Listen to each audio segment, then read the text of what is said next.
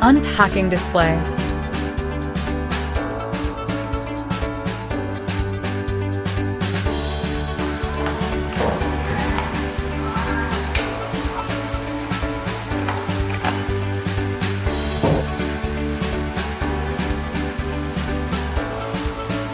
Chain installation. Pay attention to the forward and backward directions of the chain.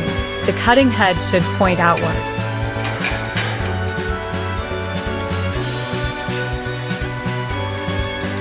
Adjustment and fixing. The chain is best to adjust to this degree of tightness. Make sure the chain fits the guide perfectly. Next, tighten the screws on the brake cover to make it secure. Fuel and gasoline mixing.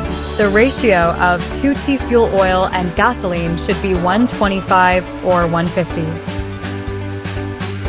Shake evenly. Add the oil. Add the oil mixture. Add the chain oil. In this way, the gasoline chainsaw installation is completed. Isn't it a piece of cake? Preparation.